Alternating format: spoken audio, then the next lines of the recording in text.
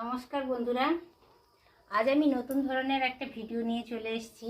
আপনারা তো বিভিন্ন ধরনের ভর্তা খেয়ে থাকেন, সব সময় রান্না করে খেতে ভালো লাগে না। যদি একটু অল্প সময়ের মধ্যে অল্প উপকরণ দিয়ে একটা ভর্তা বানিয়ে নেওয়া যায় তাহলে কেমন হয় বলুন, ভীষণ ভালো হয়। গঙ্গাসাগরের বনেদি রান্না ও পরিবেশ ইউটিউব চ্যানেলে সকলকে আমি নতুন একটা ভিডিও দেখার জন্য আমন্ত্রণ জানিয়ে ভিডিওটা শুরু করছি। এই দেখুন বন্ধুরা, বেশ কয়েকটা দেশি পটল নিয়েছি। আমি যে রেসিপিটা করতে চাইছি, পটলের ভর্তা বানাবো। পটলের ভর্তা অনেকে হয়তো বানিয়ে আগেও খেয়েছেন, কিন্তু বিভিন্ন প্রসেসে। আজ আমি পটলটা পোড়াবো, তারপর ভর্তা বানাবো। হয়তো অবাকই হয়ে যাচ্ছেন সকলে যে পটলকে আবার কিভাবে পোড়াবে। এই পটলটা কিন্তু ভর্তার পটল সবসময় নরম পটল নিলে তবে বেশি ভালো লাগে। এই দেখুন, দেশি পটল, একেবারে কচি পটল আমি অনেকগুলো নিয়ে নিয়েছি। প্রথমত হাতে আমি তেল নেব, অল্প তেল দিয়ে দিলাম। এবার পটলগুলোকে এইভাবে একটু, যেইভাবে বেগুন পোড়ানোর জন্য বেগুনের গায়ে আমরা তেল মাখিয়ে নিই, ঠিক অনুরূপভাবে পটলের গায়ে কিন্তু আমি তেল মাখিয়ে নিচ্ছি। সব পটলগুলোতে ভালো করে ঘষে ঘষে তেল মাখিয়ে নিয়েছি। এবার চলুন তাহলে পটলগুলো সব পুড়ে নেব। পটলগুলোতে সব তেল মাখানো হয়ে গেছে। গ্যাস ওভেনেই আমি পটলগুলো পুড়িয়ে নেব। একটা গ্রিল নিয়ে নিয়েছি, গ্যাসটাও অন করেছি। এবার এর মধ্যে পটলগুলোকে রেখে দেব। যতটা পরিমাণ এতে রাখা যায় ততটা পরিমাণে রেখে দেব।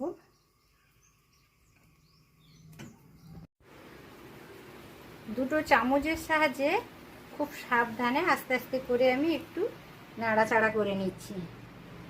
পটলের ভর্তা বানাতে পটল যদি আপনারা এইভাবে পুড়ে পটলের ভর্তাটা বানান, অত্যন্ত সুস্বাদু লাগে বন্ধুরা। একবার এইভাবে করে দেখবেন, আর কেমন হয়েছে আমাকে অবশ্য জানাবেন। এই দেখুন বন্ধুরা, ঠিক 10 মিনিটের মধ্যে এতগুলো 12 পিস পটল নিয়েছি আমি। কত সুন্দর ভেজে নিয়েছি। আর এই পোড়া পটলের এত সুন্দর গন্ধ বেরোচ্ছে, কি বলবো বন্ধুরা। পোড়া জিনিসের তো, আলু পোড়া, বেগুন পোড়া, পটল পোড়া, ভীষণ দারুণ একটা স্মেল বেরোয়। তাতেই যেন পেট ভর্তি হয়ে যাচ্ছে। আমি আগে একটা কথা বলতে ভুলে গেছি, এই গ্রিল যদি কারোর কাছে না থাকে, তরকারির গামলি বসানো, তরকারির বাটি বসানো স্ট্যান্ড তো সবার কাছে থাকে বন্ধুরা। এইভাবে একটা স্ট্যান্ড নিয়ে নেবেন, তাহলে পটল পোড়ানো আর কোনো অসুবিধা মনে হবে না, সবটাই সুবিধা মনে হবে।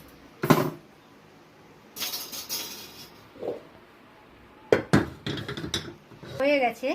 এবার ওভেনে একটা কড়াই বসিয়ে দিলাম।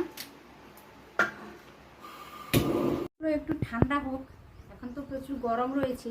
হালকা ঠান্ডা হয়ে যায়, তারপর উপরের খোসাটা আমি তুলে ফেলে দেব। তারপরে এই দেখুন, কয়েকটা শুকনো লঙ্কা নিয়েছি। শুকনো লঙ্কাটা ভেজে নেব। আর অল্প ধনেপাতা ছোট ছোট করে কেটে নিয়েছি। একটা বড় সাইজের পেঁয়াজও ছোট ছোট করে কেটে নিয়েছি। আর কয়েক কোয়া রসুন আমি ছাড়িয়ে রেখেছি।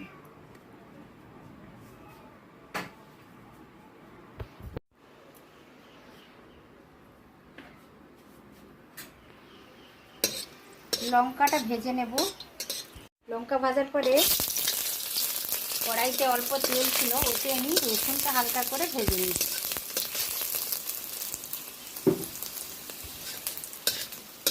হালকা লালচে হয়ে গেছে, এবার আমি তুলে নেব। পটলগুলো দেখুন বন্ধুরা, একেবারে নরম তুলতুলে হয়ে গেছে। একটা বাটিতে জল নিয়েছি, এইভাবে তার উপরের খোসাটা আমি খুলে নেব।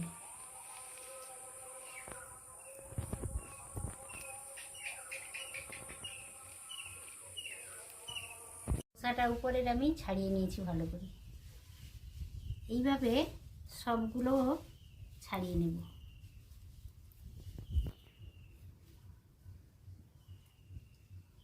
বন্ধুরা, পটলগুলোকে ছাড়িয়ে নিয়েছি, উপরের কালো খোসাটা ছাড়িয়ে নিয়েছি। হয়তো একটু থেকে গেছে, কোনো অসুবিধে নেই।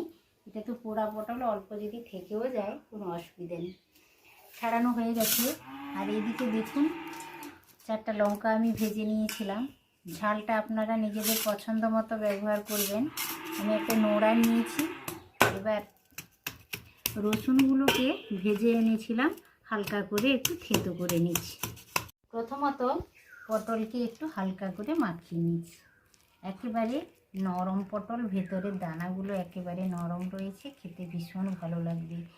এই পোড়া পটলের ভর্তা আমার শাশুড়িমা খেতে খুব পছন্দ করতেন, কিন্তু এখন তো আমার শাশুড়িমা নেই, উনি মারা গেছেন কিছুদিন হলো।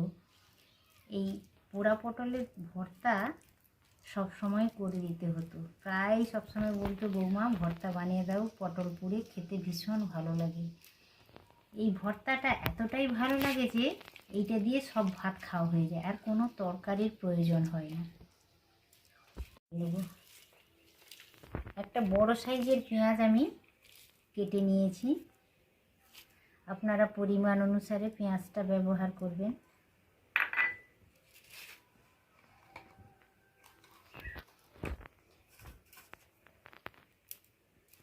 আমি 2টো লঙ্কা নিলাম, লবণে আমি লঙ্কাটা ভালো করে হাতের সাহায্যে মাখিয়ে নিচ্ছি।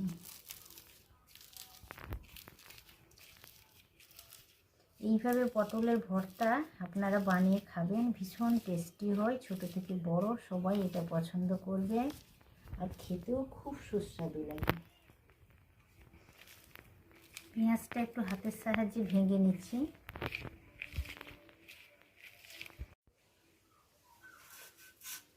রসুনটা ভেজে রেখেছিলাম, তারপর নোড়াটা দিয়ে একটু থেতো করে নিয়েছি।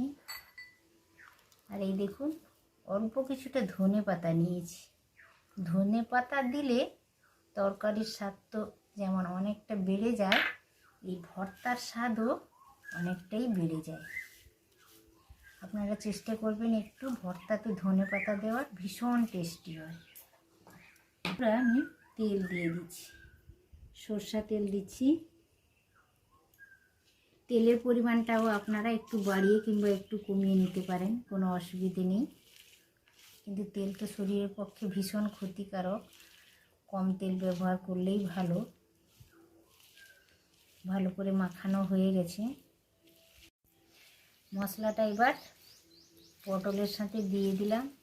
এতটাই টেস্টি লাগে যে বাচ্চা থেকে বয়স্ক সবাই এটা খুব ভালোবাসবে। একবার এইভাবে আপনারা ট্রাই করে দেখুন, ভীষণ ভালো হয়। পটল পুড়িয়ে যদি এইভাবে ভর্তা বানিয়ে খাওয়া যায়।